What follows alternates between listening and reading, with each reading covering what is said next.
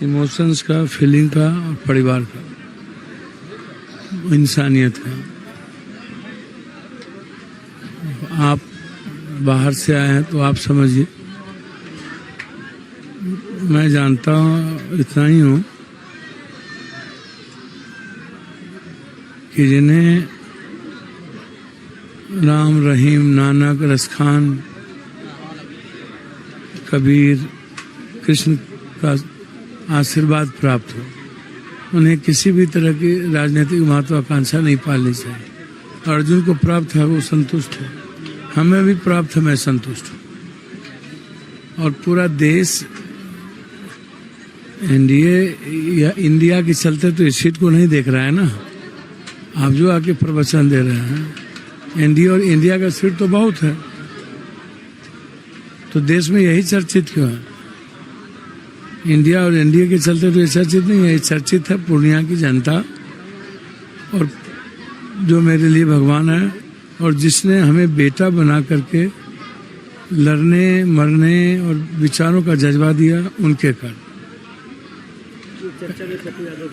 सिर्फ पप्पू यादव के लिए ही है, किसी और चीज के लिए नहीं है। ये पूर्णिया और पप्पू के लिए ही है। मोदी का नहीं है चर्चा में, कंगना का नहीं है चर्चा में, 40 सीट नहीं है चर्चा में।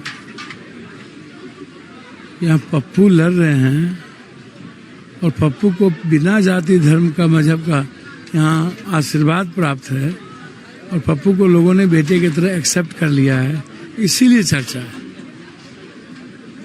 चर्चा और किसी के लिए नहीं है। जो लोग 5 दिनों से पूर्णिया में थे, सबसे पहले पीएम आए, सीएम आए, रोड शो किए, इसके पहले तो आज तक रोड शो सीएम ने यहाँ नहीं किया। कोई भी विपक्षी 5 दिन यहाँ नहीं रहा। 100 एमएलए दोनों दल, पीएम साहब, सारा धन पशु, सारा पशु, सारा अपराधी का इस्तेमाल, तो अपराधी के द्वारा मारने की साजिश तक रच दिया। अब क्या, उन्होंने तो कहा कि मार देंगे गड्ढों के सोशल साइट पर। वो तेजस्वी जी के राजा, छोटे राजा साहब के मंच पर थे, वो गाड़ी में चलते, छोटे राजा का, वो भूल गए कि उनकी भी माँ बहन है। जिस तरीके से माँ बहन को गाली दी गई है एक क्रिमिनल के द्वारा, जो सजा आपता है, वो उनके मंच पर भी थे, नॉमिनेशन के दिन उनके सब जगह थे। तो अब आप सोचिए कितना नैतिक स्तर गिर गया। यहाँ पर बैठ करके जदयू के लिए प्रचार किए कि जदयू को दे दो। इसी चीज़ में पूछना चाह रहा था कि उन्होंने कहा कि या तो इंडिया को दो, नहीं तो इंडिया को बैठ के यही काम ही किए हैं। सारे एनडीए के लोगों से बात कर कि कैसे पप्पू यादव हारे। अभी तो मैं ट्वीट देख रहा था उत्कर्ष का, उन्होंने ट्वीट किया है कि जहाँ जो छोटे राजा आए थे उनको जीतने नहीं है, उनको जीतने से ज़्यादा है पप्पू हारे। ट्वीट किए। और ये कौन है जिन्होंने आपको धमकी दिया है? बहुत बड़े अपराधी, सजावार अपराधी, और जो उनके मंच पर, छोटे राजा साहब के मंच और गाड़ी के साथ चल रहे, उन्होंने कहा ढुक के मारूंगा, मेरा यहाँ से मौत होगी थी। वो लोग भी आरोप लगा रहे हैं क्योंकि कल जो रोड शो हुआ था उसमें आपके कार्यकर्ताओं ने, अब देखिए ना, सारे जगह उनके खिलाफ नारा चली है, जनता ने पप्पू यादव जिंदाबाद सभी जगह। तो सीसीटीवी निकाल के देख लीजिए कौन लोग होते।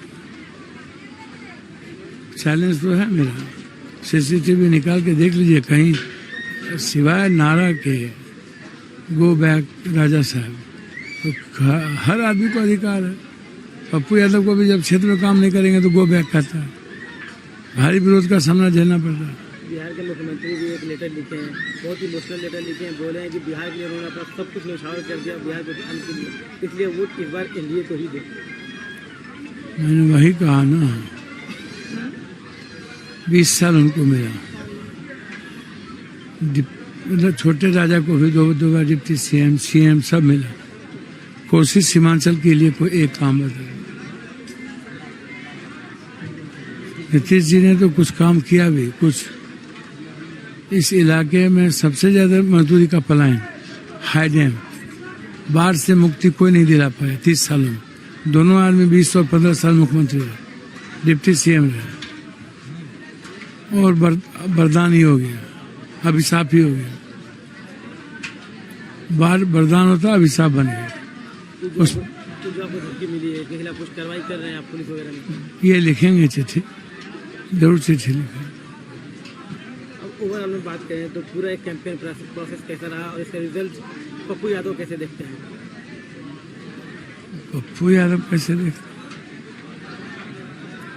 हम तो 24/7 आम लोगों के लिए उपलब्ध है, 12 मास 24 घंटा साथ हो सके।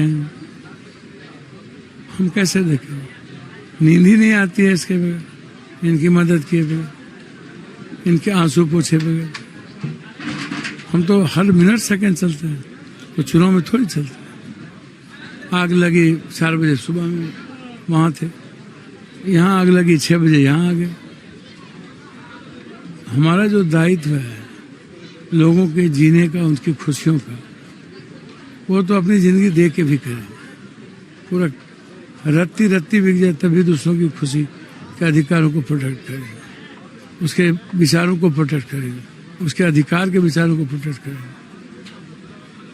उसको आप समझिए, जनता तय करेगी कौन जीतेगा कौन हारेगा, वो तो 4 जून को वक्त बता देगा। एक ही विचारधारा है, मानवता का, इमोशंस का, फीलिंग का और परिवार का, इंसानियत का। आप बाहर से आए हैं तो आप समझिए, मैं जानता हूँ इतना ही हूँ कि जिन्हें राम रहीम नानक रसखा